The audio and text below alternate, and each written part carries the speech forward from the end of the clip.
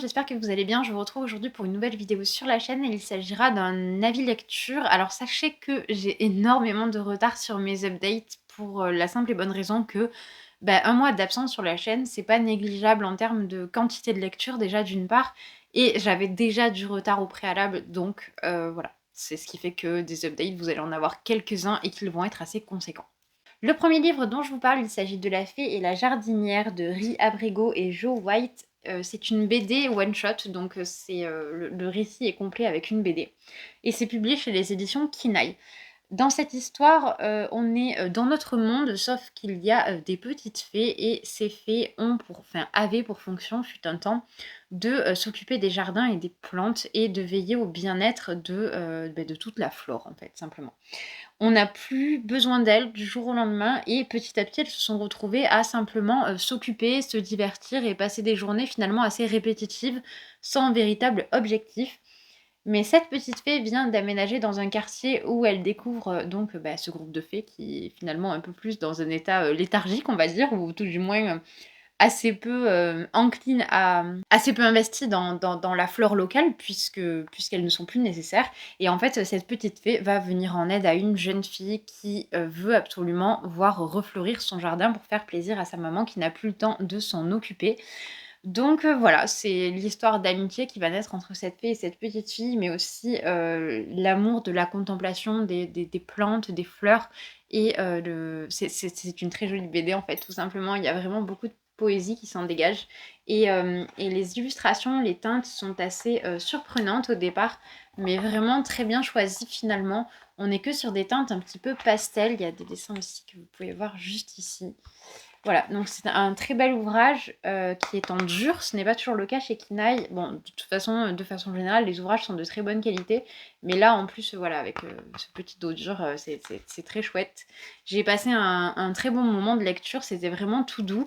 Et au dos, vous avez donc un petit mot de K. O'Neill que vous connaissez peut-être comme l'autrice du Cercle du Dragonté. Et c'est vrai que ça reprend un peu les codes du Cercle du Dragonté. Voilà, donc si vous avez aimé, il n'y a pas de raison que vous n'aimiez pas celle-ci.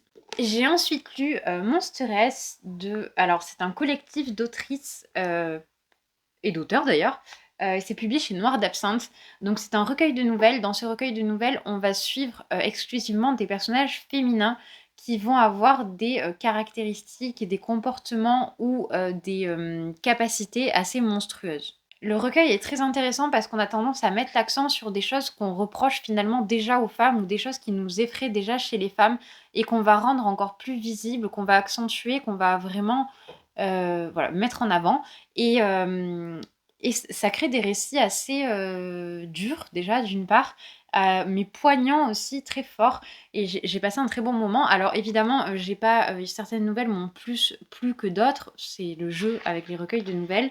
Mais dans l'ensemble, j'ai trouvé que c'était assez égal. Je pense que les choses qui ne m'ont pas plu ne m'ont pas plu à titre très personnel. Et ce n'était pas une question de qualité de récit, parce que pour le coup, je trouve que tous les récits sont assez intéressants. Voilà, c'est simplement que c'est comme tout. On est très souvent enclin à plus aimer un genre qu'un autre. Moi, j'aime bien quand ça fait peur. Et là, je m'attendais à ça. Donc, j'ai bien aimé les récits qui étaient un peu plus glaçants. Mais voilà, mais c'était très bien de façon générale. Je vais vous lire tout de même la présentation de l'éditeur que je trouve très bien. Lové au creux du sein maternel, son cruel poison s'insinue dans le lait intime, corrompt et perverti jusqu'au socle même de la société. C'est la dévoreuse, la puissance féminine de l'ombre, crainte et pourchassée à égale mesure, qui se cache derrière ses traits tantôt hideux, tantôt radieux. Descendez aux côtés de nos auteurs dans les catacombes de la civilisation, explorez cette peur du féminin, excavez les tabous qui l'habillent, parure de chair et de sang, ornement de stupre et de vengeance. En tout cas, ce que je voulais mettre en avant, c'était vraiment l'originalité de ce recueil parce que c'est très original.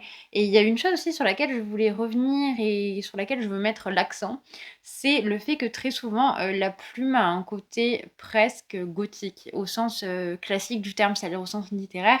Moi, j'ai vraiment retrouvé des petites notes qui me faisaient penser aux ambiances d'Edgar Allan Poe, par exemple, pour ne citer que lui, ou même de Mary Shelley, par exemple.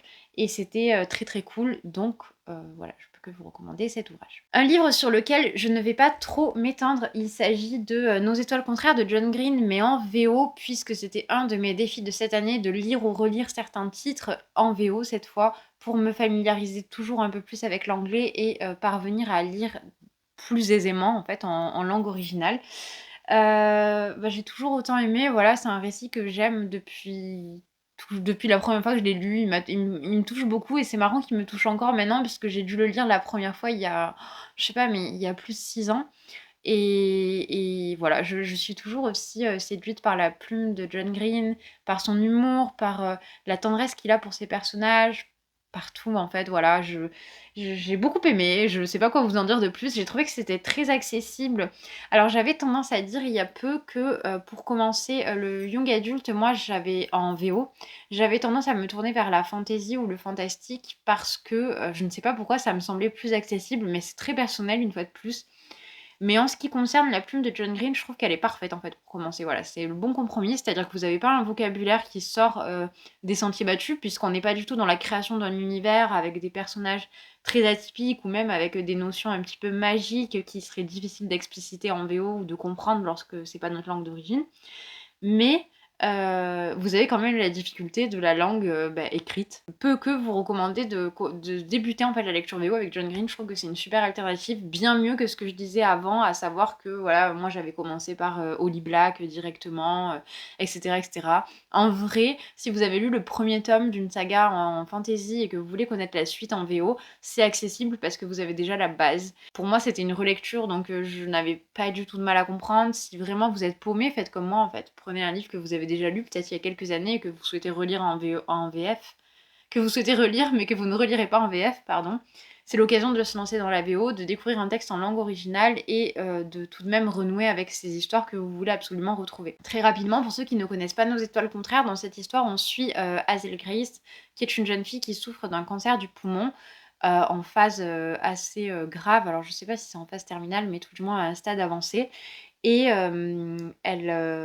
son médecin l'encourage vivement à s'inscrire dans un groupe de parole, puisque l'un des symptômes finalement de son cancer, c'est la dépression.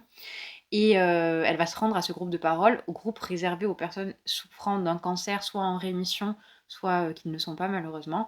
Et elle va faire la rencontre donc à ces cercles de parole d'Augustus Waters, qui va donc être le second personnage de cette histoire, qui lui aussi a été malade et qui est tout à fait apte et capable de comprendre Hazel, puisqu'il a partagé cette expérience en fait qui est assez difficile. Je vous préviens immédiatement, c'est un récit extrêmement émouvant, comme vous vous en doutez au vu du résumé. Mais voilà, je l'adore ce livre et je suis très contente qu'il m'a accompagnée encore cette année. Très rapidement, je passe sur une petite déception. J'ai lu 300 jours avec toi de Masaki Kiritomo et Koi Nagashi, publié chez Doki Doki. Bon, ça a été un petit flop pour moi, mais je trouve qu'en fait ça ressemble énormément à l'une des dernières parutions de Glénat que j'ai lu avant. Alors peut-être que si ça avait été l'inverse, bah, j'aurais trouvé ça pas mal et l'autre un peu trop ressemblant du coup, mais ça s'est fait dans l'autre sens. Et dans cette histoire, on suit donc un jeune homme qui va rencontrer une jeune fille dont il est amoureux et il va voir au-dessus de sa tête s'afficher un chiffre. Donc ce chiffre va débuter à 300 puis petit à petit baisser. Et voilà, donc il se doute bien que ce qui s'affiche au-dessus, ce sont donc les jours qui restent à la jeune fille avant sa mort. Ça m'a pas trop plu, puis j'ai pas trouvé ça très émouvant non plus, vu que je connaissais déjà ce type de scénario de par ma lecture de 100 jours ensemble. Bref, je crois que ça s'appelle 100 jours ensemble, je suis pas sûre, mais de l'autre manga publié chez Glénat qui ressemble beaucoup à celui-ci. Donc petit flop pour moi, je vais pas vous en dire plus, je vais pas m'étendre parce que ça m'a pas trop plu. De la part des éditions Kyun, j'ai reçu les 2 premiers tomes de Freerun que j'ai lus immédiatement après réception. C'est arrivé dans une très jolie petite boîte sous forme de valise avec énormément de goodies. Enfin, l'attention était superbe, donc je les remercie infiniment déjà. J'ai beaucoup aimé ce récit fantaisiste dans lequel on suit Freerun, qui est une jeune elfe qui va partir en mission avec d'autres personnages qui sont des êtres humains. Et enfin, il y a des êtres humains et un nain. Et ces personnages n'ont pas du tout le même rapport au temps qu'elle. C'est-à-dire que elle, en tant que quasi immortelle, elle regarde le temps comme quelque chose de quasi infini. Et pour elle, 10 ans, ce n'est absolument rien. Alors que pour les autres, 10 ans, dans le meilleur des cas, c'est un dixième de leur existence. Donc c'est vraiment très intéressant ce commencement du manga sur le rapport au temps qui diffère entre les elfes et les autres races de personnages qui évoluent avec elles. Et donc on est sur 2 temporalités, puisqu'on est à la fois dans les souvenirs de Freerun qui a accompli certaines missions avec un groupe de héros qu'elle avait ralliés, et la temporalité qui suit où finalement ces héros ne sont plus là et où elle va continuer ses missions, mais avec une jeune fille qu'elle a récupérée un petit peu par hasard finalement et qui va la suivre dans ses missions. Bref, c'est vraiment un récit d'aventure pure, à savoir que voilà, Freerun va vraiment aider à défendre des villes, va aider à protéger des gens, va partir systématiquement aussi à la recherche de petits objets magiques et tout, ce qui est très sympa. Bref, c'est un manga qui est très sympa et que je vous recommande vivement si vous aimez la fantasy dans le registre graphique. On va passer sur 3 livres sur lesquels je vais peut-être devoir m'étendre légèrement plus. Le premier dont je vous parle, il s'agit de Cadavre exquis d'Agustina Basterica. Ce livre, j'en ai entendu parler depuis sa sortie. Alors, je vous mettrai une photo ici de la couverture en grand format parce que moi, je le cherchais sous cette couverture-là et ne le trouvant pas, je n'avais même pas compris que le poche renvoyait au même livre. C'est dire comme je suis futée parfois. Dans Cadavre exquis, on est dans un récit d'anticipation très dérangeant puisque tous les animaux sont morts des suites d'un virus très puissant. Pour pallier à cette disparition des animaux et pour pouvoir continuer à manger de la viande à tout prix, les humains vont commencer à créer un système d'exploitation des leurs, en fait, simplement. Donc, les hommes vont exploiter des hommes et certains hommes et certaines femmes vont devenir du bétail. En gros, à partir d'un génome humain, on a créé ces individus-là. Alors, ils sont en tout point ressemblants aux humains, mais vu qu'on leur retire très tôt la trachée, par exemple, ils sont en incapacité de parler ou de crier. Et ils ont aussi un développement cognitif, si j'ai bien compris, qui est moindre, mais je pense que c'est de par le fait de l'absence d'éducation, en fait, simplement. Je ne pense pas que ce soit quelque chose de génétique ou, euh, ou de biologique. Le personnage que nous suivons s'appelle Marcos, il a perdu son enfant récemment et sa femme, ne s'en remettant pas, est partie vivre chez sa mère, il est donc seul. Il travaille dans un abattoir et c'est lui qui est le plus souvent accrédité pour aller démarcher, que ce soit les fournisseurs ou les gens qui pourraient potentiellement faire de gros achats au sein de l'abattoir, puisqu'ils vont notamment fournir les laboratoires, ils vont aussi fournir les réseaux de chasse clandestins, enfin clandestins plus ou moins parce que ça a l'air d'être quand même assez su, et même plus généralement les grandes structures qui ont besoin de distribuer de la viande. Donc c'est le personnage qu'on suit et on pourrait dire assez gradé dans la structure de l'abattoir. Et suite à une visite chez un fournisseur, on va lui offrir en fait une jeune femme. Cette jeune femme qui est destinée à l'abattoir et que lui va choisir de garder chez lui. Et c'est ce récit qu'on va suivre. Récit qui est horrible, mais vraiment, je tiens à prévenir, c'est vraiment pas pour tout le monde. Moi, j'ai été extrêmement déroutée. Il faut dire qu'en même temps, je regarde La Servante écarlate. En termes de morale, c'est très dur de tenir le coup quand vous vous enchaînez comme ça des œuvres qui sont très très difficiles. Et là, je ne vous dis pas tout, mais j'ai également fini Jenny de Sigrid Undset, qui était vraiment dur aussi. Et là, je vais vous parler de Thérèse Desquerou juste après, qui était aussi difficile. Bref, j'ai enchaîné tout un tas de lectures et de visionnages assez rudes. Émotionnellement, j'étais vidée, mais complètement. Heureusement qu'il y avait les vacances scolaires qui approchaient parce que j'étais vraiment fatiguée, quoi. Et ce récit a largement contribué à m'atteindre vraiment dans ce que je suis profondément, quoi. Ça a été vraiment difficile comme lecture. D'une part, ce qui était difficile, c'est pour moi qui ai arrêté de manger de la viande depuis des années, je ne comprends pas qu'on puisse en arriver à des choses pareilles parce que je suis convaincue que ce n'est pas si improbable que ça. Alors peut-être pas poussé à ce point-là dans l'extrême, mais je ne doute pas une seule seconde du fait que l'homme soit capable de faire des choses absolument abjectes et contre-morales pour continuer à subvenir à des prétendus besoins, mais principalement pour satisfaire des plaisirs, en fait, hein, purement et simplement. Donc, parce que là, on crée carrément des discours. Vous allez me dire, c'est pas très différent de la société dans laquelle on vit, mais on crée un petit peu des discours qui montreraient que il est absolument impossible de subvenir à ses besoins nutritionnels seulement avec une alimentation végétale et même sans aller jusqu'au véganisme. Le végétarisme est décrié dans le roman également. Donc c'est très dérangeant. Tout ça, ça m'a beaucoup mise en colère au départ. Et alors ensuite, l'autre aspect de moi qui a été profondément atteint, que ce soit dans les convictions de par même ce que je suis, c'est le traitement de la femme dans le récit. C'est très très dur. Enfin, Vraiment, voilà, je le recommande clairement pas à tout le monde. Pour moi, c'est vraiment une lecture adulte, déjà, d'une part, ça c'est la première chose, mais c'est aussi un récit que enfin, lisez-le quand vous êtes hyper en forme parce que vous allez vraiment pas en sortir indemne, c'est impossible. Je vois pas comment, on pourrait, lire ça et je sais pas et avoir par la suite, une attitude complètement normale. Enfin, moi, je sais que je crois que je l'avais terminé. Je sais plus si c'était en fin de matinée ou début d'après-midi, mais je n'ai rien fait de ma journée. Je ne pouvais pas, c'était impossible. Et vu qu'ensuite j'ai enchaîné avec Thérèse Desquerroux, dont je vais vous parler, enfin, vous allez voir que voilà, c'était pas possible. Bref, tout ça pour vous dire que émotionnellement, c'est un roman qui affecte beaucoup, même si je l'ai trouvé très bien, je l'ai trouvé très puissant et en fait, le paradoxe est là, c'est que je vous encourage à le lire parce qu'il est très intéressant et que le propos défendu est important. Mais en même temps, voilà, je sais que ça s'adresse pas à tous les publics et je sais que ça s'adresse pas à toutes les phases de votre vie. Donc, trouvez le bon moment pour le lire s'il vous tente et sinon, bah, laissez-le de côté. Voilà, je peux tout à fait comprendre que, au vu à la fois du résumé mais de l'intensité du récit, on n'ait pas forcément envie de s'y plonger. En tout cas, pour ma part, c'était une très bonne lecture, bien que, voilà, ça ne remette absolument pas en question tout ce que je viens de vous dire. Je suis contente de l'avoir lu parce qu'il me tentait depuis sa sortie en grand format, voilà. Bon, mais comme je viens de vous le dire, le roman suivant dont je vous parle, c'est Thérèse Desquerroux de François Mauriac. François Mauriac, je ne le connaissais pas, c'est une découverte, je ne connaissais pas sa plume, je connaissais l'auteur de nom et encore depuis finalement assez peu, donc vraiment découverte à part entière. Si je me suis lancée dans ce récit, c'est que je me suis laissé dire qu'il y avait pas mal de similitudes avec Madame Bovary de Flaubert. Si je me suis lancée dans ce roman, c'est que j'avais entendu dire qu'il y avait quelques similitudes avec Madame Bovary de Gustave Flaubert, et même si je vois là où les gens veulent en venir lorsqu'ils disent cela, je ne suis pas tout à fait d'accord. C'est-à-dire que sur le propos général, pourquoi pas, mais en termes de finesse et de psychologie des personnages, j'ai trouvé qu'on n'était pas du tout sur la même consistance en fait, déjà d'une part, et même d'un point de vue purement stylistique, même si le style de Mauriac est intéressant, je le trouve assez difficilement intelligible. C'est-à-dire que j'ai l'impression que parfois c'est volontairement abstrait, volontairement flou, ou même volontairement beaucoup trop long, beaucoup trop ponctué pour qu'un lecteur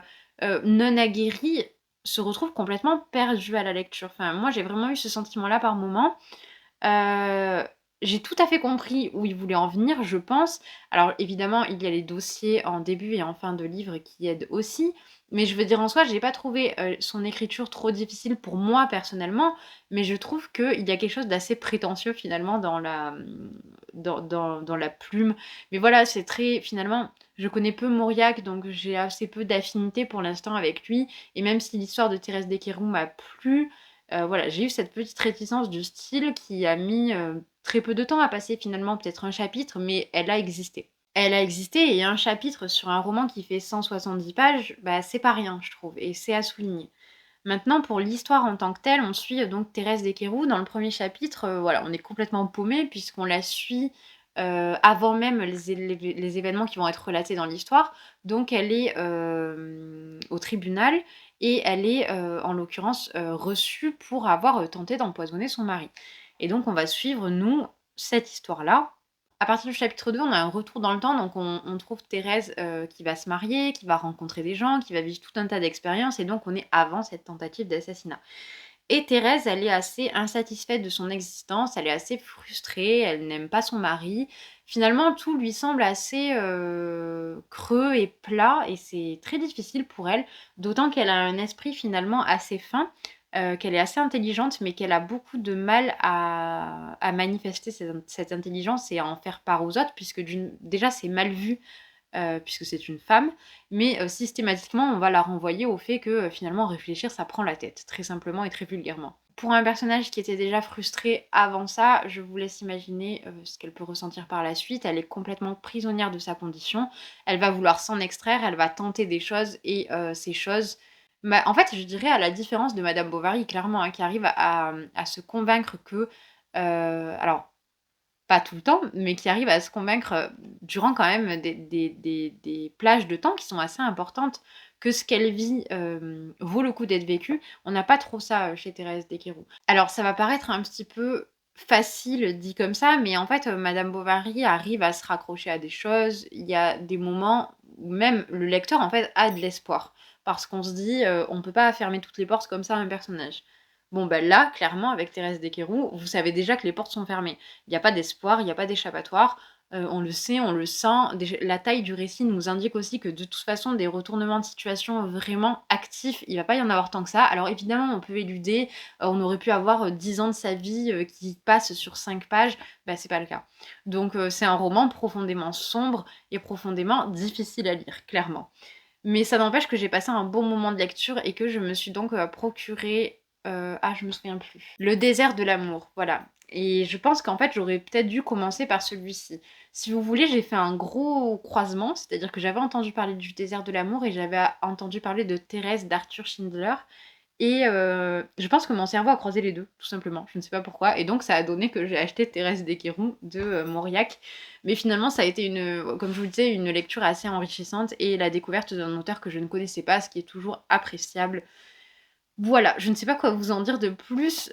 Si vous l'avez lu, n'hésitez pas à me donner vos avis. En tout cas, je suis très très curieuse. Et n'hésitez pas à me dire également si vous me conseillez d'autres titres de Mauriac. Un dernier livre et on en aura terminé avec cette update. Et je suis désolée d'avoir autant parlé. Il s'agit alors d'un gros coup de cœur pour le coup, le coup de la virilité de Lucille Pétavin, ce que la France économiserait si les hommes se comportaient comme les femmes.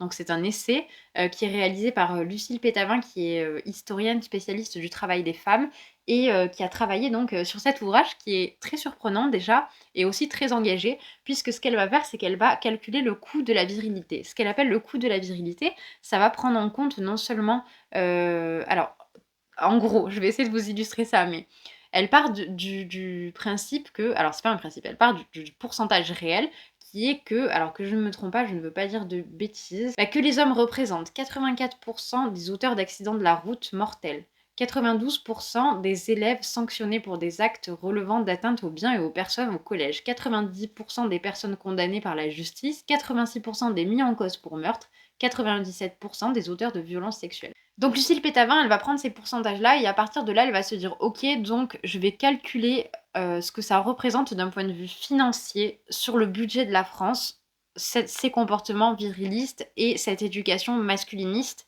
qui pousse les hommes à se comporter d'une certaine façon. Parce qu'elle part pas seulement c'est pas juste le postulat de dire les hommes sont comme ça.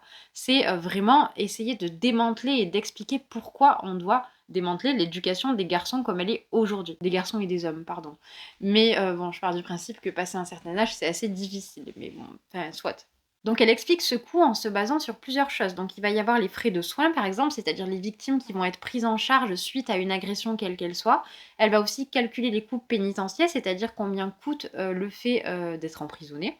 Elle va calculer les coûts d'intervention des forces de l'ordre, que ce soit la police ou les pompiers. Donc dans un cas par exemple pour les incendies et dans un autre cas pour un assassinat, une agression ou quoi que ce soit.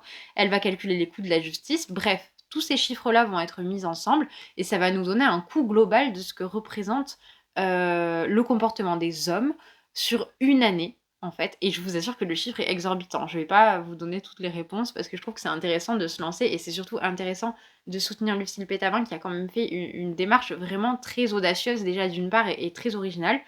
Donc, je vous invite à découvrir ce livre en fait très clairement, surtout qu'il est écrit d'une façon hyper accessible. Bref, j'ai trouvé que le propos était, je vais me répéter, mais très intéressant. Et en fait, j'avais jamais vu de livre qui abordait ce type de questions sous l'angle financier. Et c'était hyper intéressant. Voilà, moi j'ai eu peur que ce soit un truc hyper rigoureux, avec énormément de calculs et de chiffres. Alors il y en a, mais il n'y a pas que ça. Et c'est très clair, voilà, très bien exprimé, très bien expliqué. Je peux que vous encourager à lire ce livre, je l'ai adoré, je vous l'ai dit, ça fait partie de mes coups de cœur de cette année. C'est un des meilleurs essais que j'ai lu, je pense, depuis janvier. Et pourtant, j'en ai lu un sacré paquet, je vous assure. Donc, je peux que vous inviter, voilà, une fois de plus, à vous plonger dans les pages de cet ouvrage et découvrir le travail de Lucille Pétavin. J'espère vous avoir donné quelques idées avec cette update, et même si j'ai nuancé pour certains ouvrages, sachez que vraiment Cadavre exquis était une super lecture, hein. C'est juste qu'elle n'est pas adaptée à tous les publics, et même Thérèse Desquéroux, j'ai nuancé sur le style de Mauriac et j'ai disserté sur les différences avec Madame Bovary, mais j'ai quand même passé un super moment de lecture. Voilà, je tenais vraiment à clarifier, parce que parfois j'ai l'impression que je me laisse un peu porter par les avis que je tricote, et parfois au montage je me dis oui mais j'ai quand même vachement aimé, j'ai pas assez mis l'accent dessus. Bref, je vous souhaite une très bonne journée ou une très bonne soirée, je vous retrouve pour une prochaine vidéo tout bientôt, je pense que ce sera un book haul, mais à voir. Quoi qu'il en soit, d'ici la prochaine vidéo, je vous souhaite une très bonne journée ou une très bonne soirée et je vous dis à bientôt.